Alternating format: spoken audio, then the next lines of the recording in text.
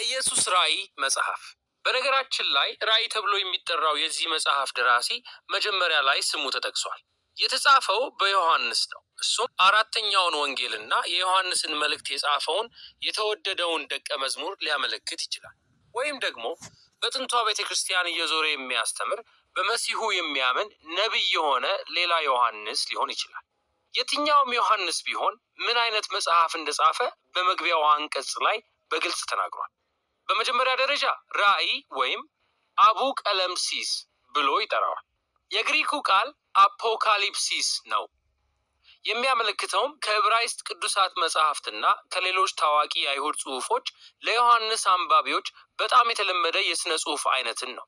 አቡ ቀለምሲሳዊ ጽሑፎች እግዚአብሔር በታሪክና የአሁናዊ ክስተቶች ላይ ያለውን ሰማያዊ እይታ የሚገልጹ የነቢይ ምስላዊ ህልሞችና ራእዮች ናቸው። ይህም የሆነው የአሁኑ ጊዜ ከታሪክ ፍጻሜ አንጻር እንዲታይ ነው። ዮሐንስም ይሄ አቡ ቀለምሲስ ትንቢት እንደሆነ ይናገራል። ይህ ማለት በችግር ጊዜ በአብዛኛው እነሱን ለማስጠንቀቅ ወይም ለማጽናናት በነቢዩ በኩል ለእግዚአብሔር ሰዎች የተነገረ የእግዚአብሔር ቃል ነው። ዮሐንስ ይህንን መጽሐፍ ትንቢት ብሎ ሲጠራ እንደ መጽሐፍ ቅዱስ ነቢያት መሆኑንና የእነሱን መልእክት ወደ ፍጻሜው እያመጣ እንደሆነ እየተናገረ ነው። ይህ አቡ ቀለምሲሳዊ ትንቢት ዮሐንስ ለሚያውቃቸው እውነተኛ ሰዎች የተላከ ነበር። መጽሐፉ በጥንታዊቷ የሮማ ግዛት እስያ ላሉ 7 አብያተ ክርስቲያናት የተላከ ዞሮ የሚነበብ ደብዳቤ ነው። አሁን 7 ለዮሐንስ ትርጉም ያለው ቁጥር ነው። በብሉይ ኪዳን ውስጥ በ7 ቀን የሰንበት ዑደት ላይ የተመሰረተ የሙሉነት ምልክት ነው እና ዮሐንስ በእያንዳንዱ የዚህ መጽሐፍ ክፍል 7ቶችን ተጠቅሟል። አሁን በዚህ መክፈቻ ዮሐንስ ይህን መጽሐፍ እንዴት እንድንረዳ እንደሚፈልግ ግልጽ መመሪያ ሰጥቶናል። የአይሁድ አቡ ቀለምሲሶች በምሳሌያዊ ስዕሎችና ቁጥሮች በኩል ተግባቦት ይፈጥራሉ። ስለ ዓለም የፍጻሜ ጊዜ የሚተነብይ ምስጢራዊ ኮድ አይደለም። ይልቁንም ዮሐንስ እነዚህን ከብሉይ ኪዳን የተወሰዱ ምሳሌዎችን ደጋግሞ ይጠቀማል። አንባቢዎችም የሚጠቅሳቸውን ጽሑፎች በመመልከት ምሳሌዎቹ ምን ማለት እንደሆኑ እንዲያውቁ ይጠብቃል። እንዲሁም ጽሑፉ ደብዳቤ መሆኑ ዮሐንስ እየተናገረ ያለው ስለ እነዚህ የመጀመሪያው ክፍለ ዘመን አብያተ ክርስቲያናት ሁኔታ ነው ማለት ነው። እናም ይሄ መጽሐፍ ለኋለኞቹ የክርስቲያን ትውልዶች የሚናገረው ብዙ ነገር ቢኖረውም የመጽሐፉ ትርጉም አስቀድሞ በዮሐንስ ዘመን ቦታ እና የተደራሲያን ታሪካዊ አውድ ጋር መተሳሰር አለበት። ይህም ወደ መጽሐፉ የመጀመሪያ ክፍል ይወስደናል። የኢየሱስ መልእክት ለ7ቱ አብያተ ክርስቲያናት። ዮሐንስ በፍጥሞ ደሴት በግዞት ነበር እና ኢየሱስን የዓለም ንጉሥ ሆኖ ከፍ ከፍ ብሎ በራእይ አየ። እርሱ በ7ቱ መቅረዞች መካከል ቆሞ ነበር እና ዮሐንስ ይህ በትንሿ እስያ ላሉት ለ7ቱ አብያተ ክርስቲያናት ከነቢዩ ዘካርያስ መጽሐፍ የተወሰደ ምልክት እንደሆነ ተነግሮታል። ኢየሱስ እያንዳንዱ ቤተክርስቲያን ያጋጠመው ችግሮች ላይ መናገር ይጀምራል። አንዳንዶቹ በሀብትና በብልጽግና ምክንያት ግድ የለሾች ነበሩ። ሌሎቹ በስነ ምግባር ጎድለው የነበሩ ናቸው። ህዝቦቻቸው አሁንም የአምልኮ ስርዓት ምግቦችን ይበሉና በአሕዛብ ቤተ ጣዖቶች ውስጥ ዝሙት ይሰሩ ነበር። ነገር ግን በአብያተ ክርስቲያናት ውስጥ ያሉ ሌሎች ለኢየሱስ ታማኝ ሆነው ቆይተዋል። እናም ትንኮሳና አልፎ ተርፎም ከባድ ስደት ይደርስባቸው ነበር። ኢየሱስ ነገሮች እየባሱ እንደሚሄዱ አስጠንቅቋል። አብያተ ክርስቲያናት ከማመቻመችና ከታማኝነት አንዱን እንዲመርጡ የሚያስገድዳቸው መከራ መጥቷል። በዮሐንስ ዘመን የክርስቲያኖች መገደል በሮማዊው ንጉሠ ነገሥት ኔሮ ዘመን አልፎ የነበረ ሲሆን በንጉሠ ነገሥት ዶምጢያኖስ ዘመን ግን ሳይቀጥል አልቀረም። እናም ፈተናው ከመከራ ለመሸሽ ወይም ከዘመኑ የሮማውያን መንፈስ ጋር ለመቀላቀል ኢየሱስን መካድ ነበር። ኢየሱስ ታማኝ እንዲሆኑ ጠርቷቸዋል። ታማኝ ሲሆኑ ማሸነፍ ወይም ድል ማድረግ ይችላሉ እና ኢየሱስ በእነዚህ አብያተ ክርስቲያናት ውስጥ ድል ያደረገውን እያንዳንዱን ሰው እንደሚሸልም ቃል ገብቷል። እያንዳንዱ ሽልማት ስለ መንግሥተ ሰማይና ምድር ጋብቻ ከሚናገረው ከመጽሐፉ የመጨረሻ ራእይ በቀጥታ የተወሰደ ነው። እናም ይህ የመክፈቻ ክፍል የመጽሐፉን ታሪክ ወደፊት ለሚያስኬደው ወሳኝ ክፍል እንደ መግቢያ ሆኖ ያገለግላል። የኢየሱስ ሕዝብ ይጸና? እግዚአብሔር ለነሱ ያለውን አዲስ ዓለም ይወርሳሉን? እና ለምንድን ነው ለኢየሱስ ታማኝ መሆን እንደ ድል ማድረግ የሚገለጸው? የተቀረው መጽሐፍ የዮሐንስ መልስ ነው። ከዚህ በኋላ ዮሐንስ የሚያየው ራእይ የእግዚአብሔርን ሰማያዊ ዙፋን ነው እና ያየውን ሲገልጽ ከተለያዩ የብሉይ ኪዳን ነቢያቶች በተወሰዱ ምስሎች ነው። እግዚአብሔርን የከበቡት ፍጥረታትና ሽማግሌዎች ሁሉንም ፍጥረትና የሰው ልጆችን ይወክላሉ እና ቅዱስ ቅዱስ ቅዱስ ብቻውን እውነተኛ ፈጣሪ ለሆነው አምላክ ክብርና ታማኝነታቸውን እየሰጡ ነው። በእግዚአብሔር እጅ በሰባት የሰም ማኅተሞች የተዘጋ ጥቅል መጽሐፍ አለ። እሱም የብሉይ ኪዳን ነቢያትን መልእክትና የዳንኤልን የታተመው መጽሐፍ ራእይ ይገልጻል። እነዚህ ሁሉ የሚናገሩት የእግዚአብሔር መንግስት በሰማይ እንደሆነ እንዲሁ በሙላት በምድር እንዴት እንደሚመጣ ነው። ነገር ግን ማንም ሰው ጥቅልሉን ሊከፍት አልቻለም። ግን በድንገት ዮሐንስ የሚችል ሰው እንዳለ ሰማ። ከይሁዳ ነገድ የሆነ አንበሳና የዳዊት ሥር ነው፣ እርሱ ሊከፍተው ይችላል። እነዚህ የብሉይ ኪዳን ጥንታዊ መግለጫዎች የእግዚአብሔርን መንግስት በወታደራዊ ድል የሚመጣውን መሲሐዊ ንጉሥ የሚገልጡ ናቸው።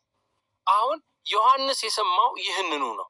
ነገር ግን ዞር ብሎ ያየው ኃያል አንበሳ ንጉሥ ሳይሆን የተሰዋ ደም በደም የሆነን ነገር ግን ሕያው ሆኖ በዚያ ቆሞ መጽሐፉን ሊከፍት የተዘጋጀን በግ ነው። አሁን ይህ ኢየሱስን እንደታረደ በግ የሚያሳየው ምልክት መጽሐፉን ለመረዳት በጣም ወሳኝ ነው።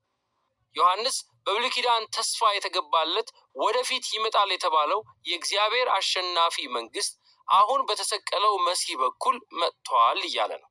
ኢየሱስ ጠላቶቹን ያሸነፈው እነሱን ለመቤዠት እንደ እውነተኛው የፋሲካ በግ ለእነሱ በመሞት ነው።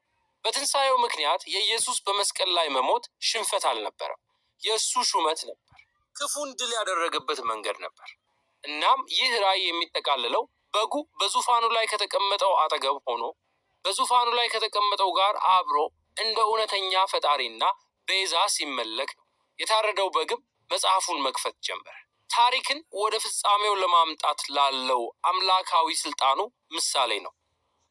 ይህ ወደሚቀጥለው የመጽሐፉ ክፍል ያመጣናል።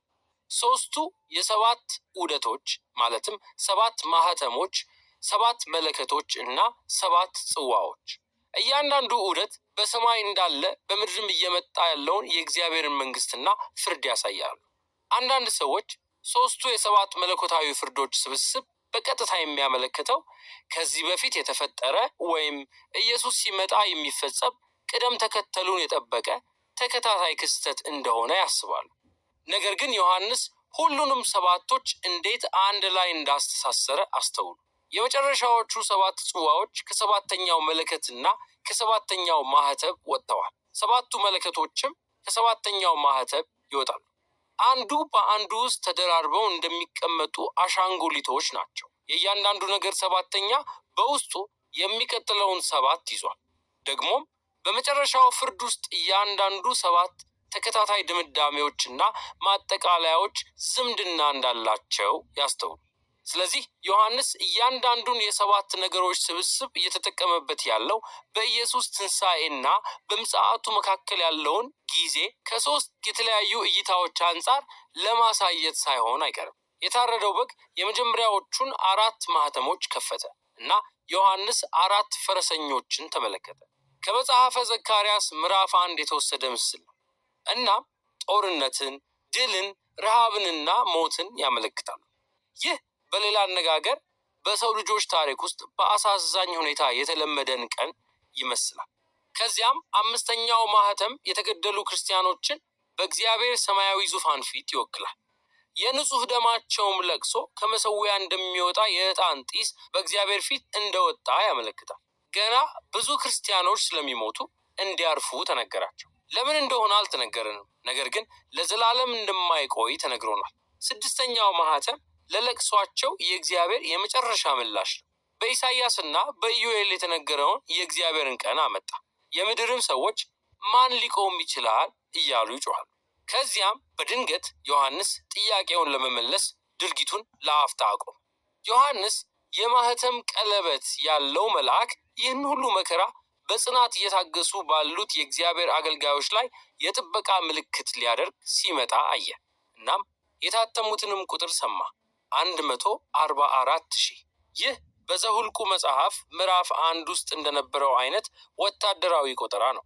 ከእያንዳንዱ 12 የእስራኤል ነገዶች 12,000 ነበሩ። አሁን ትኩረት ስጡ። ልክ ስለ ይሁዳ አንበሳ ድል ማድረግ እንደተሰማ ሁሉ አሁንም ዮሐንስ የሰማው የዚህን ሰራዊት ቁጥር ነው። ነገር ግን በሁለቱም ሁኔታዎች ዞሮ የተመለከተው የእነዚያ ወታደሮች ምስሎች አስደናቂ ፍጻሜ በታረደው በግ በኢየሱስ እንደሆነ ነው። ስለዚህ ይህን የእግዚአብሔርን መንግስት መሲሐዊ ሰራዊት ሲመለከት እግዚአብሔር ለአብርሃም የገባውን ጥንታዊ የተስፋ ቃል የሚፈጽም ከሁሉም ህዝቦች የተውጣጡ ሰዎችን ያቀፈ እንደሆነ አየ። በእግዚአብሔር ፊት መቆም የሚችለው ይህ በበጉ ደም የተዋጀው የበጉ ባለብዙ ብሔር ሰራዊት ነው። ደግሞ ድል ሊያደርጉ የተጠሩት ጠላቶቻቸውን በመግደል ሳይሆን ልክ እንደ በጉ መከራን በመቀበልና በመመስከር ነው። ከዚህ በኋላ ሰባተኛውና የመጨረሻው ማህተም ተፈቷል። ነገር ግን ጥቅልሉ ከመከፈቱ በፊት ሰባቱ የማስጠንቀቂያ መለከቶች ይወጣሉ። ከዕጣን መሰዊያውም እሳት ይወሰዳል። ይህ የሰማዕታትን ልቅሶ ያመለክታል። ወደ ምድርን በተጣለ ጊዜ የእግዚአብሔርን ቀን ይፈጽማል። አሁን በሰባቱ መለከቶች ዮሐንስ ወደ ኋላ ተመልሶ ታሪኩን በድጋሚ ይናገራል። አሁን ደግሞ ይህን የሚያደርገው ከዘጸአት ታሪክ የተወሰዱ ምስሎችን በመጠቀም ነው። የመጀመሪያዎቹ 5 የመለከት ድምጾች በግብጽ ላይ የተላኩትን መቅሰፍቶች በድጋሚ ያሰማሉ። ከዚያም 6ኛው መለከት ከመጀመሪያዎቹ 4 ማህተሞች የመጡትን 4 ሕያዋን ፍጡራን ይለቃል። ነገር ግን ዮሐንስ እንደሚነግረን ምንም እንኳን እነዚህ ሁሉ መቅሰፍቶች ቢመጡ ልክ ፈርዖን በዘጸአት ታሪክ እንዳደረገው አሕዛብም ንስሐ አልገባ ይላሉ። ስለዚህ የእግዚአብሔር ፍርድ ብቻ ሰዎችን በፊቱ ወደ ትህትናና ንስሐ አያመጣም። ከዚያ በኋላ ዮሐንስ በሌላ ታሪክ ይህንን ክስተት በድጋሚ ያቋርጣል። አንድ መልአክ በበጉ የተከፈተውን ያልተዘጋ ጥቅልል መጽሐፍ አመጣ። እናም ልክ እንደ ሕዝቅኤል ዮሐንስ ጥቅልሉን መጽሐፍ እንዲበላና መልእክቱን ለሕዝቦቹ እንዲያውጅ ይነግረዋል። በመጨረሻ የበጉ ጥቅልል መጽሐፍ ይከፈታል።